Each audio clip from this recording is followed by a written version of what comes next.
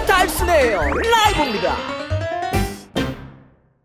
네, 요즘 그 핫한 트렌드 축구 전술 용어를 좀 알아보는 그런 시간입니다. 오늘은요, 요거는 이제 여러분들 딱 아시면 약간 좀 축구가 또 새롭게 보일 수 있는 그런 용어입니다. 하프 공간이라는 얘기 들어보셨나요? 네, 그러니까 하프 스페이스인데 그냥 두 개가 섞이네, 영어하고 한글하고. 하프 공간 정도로 할게요. 하프 공간이라는 얘기 들어보셨나요? 축구에서 요즘 많이 쓰는 용어도, 유럽에서 되게 많이 쓰이는 용어입니다. 하프 공간, 하프 스페이스 이런 얘기인데, 이게 사실은 처음에 나온 것은 독일 쪽에서 나온 표현이에요. 독일 쪽 축구에서 나온 이 표현입니다. 그럼 이제 영어로 그냥 하프 공간 정도로 할게요. 하프 공간이라는 개념인데, 일단 이 하프 공간이 뭐예요? 뭐 그냥 미드필더를 얘기하나? 이럴 수 있잖아요. 뭐 하프? 가운데인가? 어디지? 반반? 뭐 이런 느낌일 수도 있겠는데, 일단 하프 공간은 뭘 뜻하냐면, 여러분들 그 축구가 이렇게 직사각형이면 그냥 가로로 3등분한 건 익숙하시죠? 그래서 우리 지역을 수비 지역, 그냥, 그죠? 그다음에 여기를 미들 지역, 그다음에 마지막 공격 지역을 뭐 파이널 서드 지역, 뭐 이런 식으로 그냥 3등분한 건 편하잖아요. 그래서 여기는 우리 빌드업 시작하는데, 여기는 뭐 압박하고 압력하는데, 여기는 뭐 마무리하는데, 이런 식으로 나누는 거는 좀 익숙하실 텐데, 혹시 여러분들 경기장을 세로로 이렇게 나눈 건 혹시 보신 적 있나요? 아마 어디서든지 한 번씩 보셨을 겁니다. 세로로 이렇게 나눈 공간들을. 네.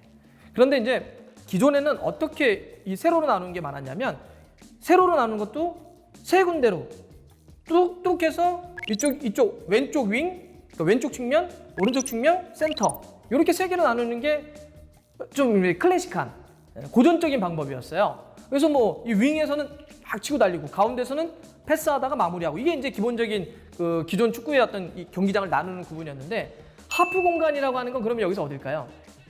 세로로 쪼개죠. 가로 말고요. 세로로 쪼갤 때 3등분 한다고 했는데, 가운데 하나씩을 더 만듭니다. 이 차도를. 하나, 둘, 셋, 넷, 다섯. 이해되시나요? 그래서 양쪽 왼쪽 측면, 오른쪽 측면은 그대로 있습니다. 가운데 센터도 있습니다. 그 센터와 측면에 하나씩 길을 더 내는 거예요. 그럼 5개로 나눠지겠죠? 그렇게 하나씩 사이 공간에 낸 거를 바로 하프 공간이라고 합니다. 일단 이 공간이 하프 공간이구나 라고 하는 정의를 여러분들 머릿속에 한번 집어넣어 보시고요. 자, 그러면 이 하프 공간을 왜 만들며 이게 무슨 전술적인 의미가 있다는 거야? 만약에 이렇게 우리가 세로로 경기장을 나눴을 경우, 우리 공격자가 한번 있다고, 공격자는 이 기본적인 걸 레인이라고 할게요. 1번 레인, 그러니까 왼쪽 레인, 가운데 레인, 오른쪽 레인에 한 명씩이 배치가 최소한 돼야 됩니다. 근데 만약에 여기서 이제 배치가 되어 있을 때 상대가 압박을 하고 있지 않겠습니까? 근데 가장 좋은 건, 예를 들어서 볼 잡은 선수가 골대에 가장 가까운 동료에게 직선적으로 연결하는 전진 패스를 넣는 게 가장 좋겠죠. 하지만 그게 쉽습니까? 바로 직선 패스를 하면 골대 쪽에 가장 가깝게 들어가긴 하겠지만, 상대는 가만히 있나요? 압박하죠. 그러니까 전진 패스를 바로 직접 하는 건 쉽지가 않아요. 좋긴 한데.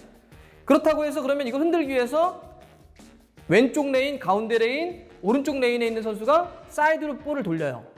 그러면 상대를 이렇게 볼에 따라서 움직이게 할 수는 있겠지만, 이거 정말 잘하지 않는 이상 상대의 수비 형태가 바뀌긴 또 어렵습니다. 왜냐하면 좀 단순한 패턴으로 움직이니까. 이렇게 그냥 만약에 좌우로만 간다고 한다면 패스가. 자, 하프 공간을 왜 만드냐면, 자 보시죠. 5개 레인을 만들었을 때, 자 여기에 5명이 각 레인에 배치되게 되는데, 하프 공간에는 볼을 잡은 선수가 약간 대각선 방향으로 한 명씩을 약간 높게 위치시켜서 배치시켜 놓습니다.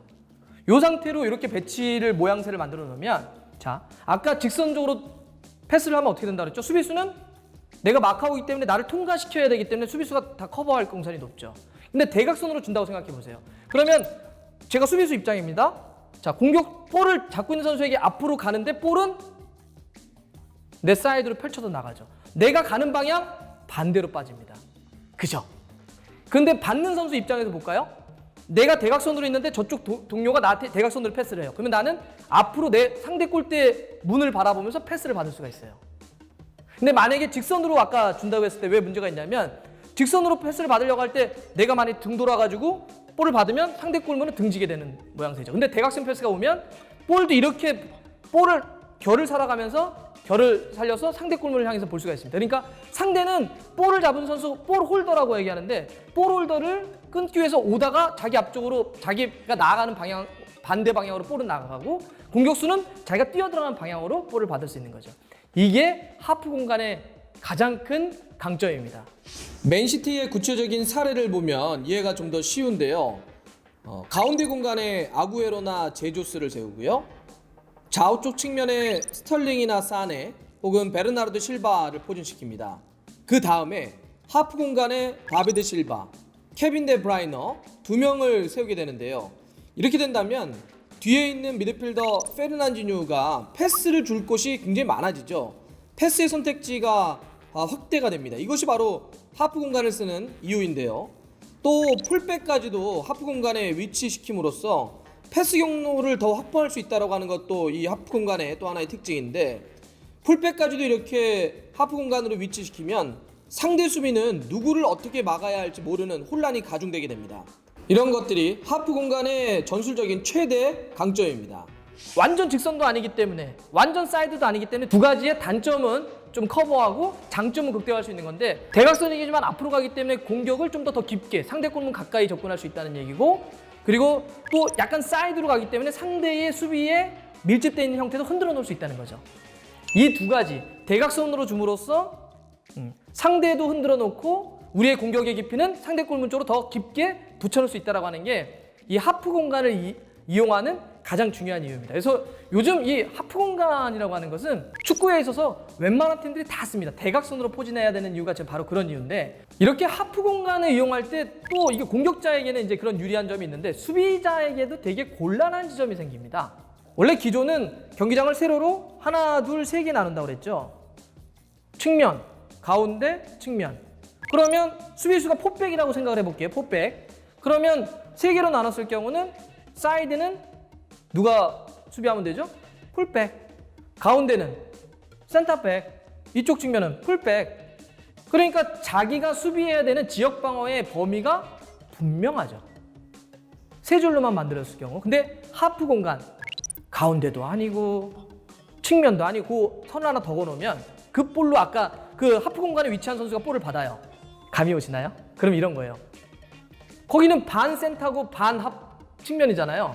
그럼 풀백과 센터백이 갑자기 그 볼이 딱 오면 그걸 고민하기 시작합니다. 야, 저 내가 해야 되냐? 아니 그럼 내가 해? 누가? 야, 네가 좀 막아. 수비수 입장에서는 마크맨이 애매해지는 거예요. 아주 애매한 위치로 볼이 오는 거죠. 이거를 풀백이 가서 이거를 막으라, 측면인간이 막으라는 거야. 이걸 센터백이 가서 커버하라는 거야.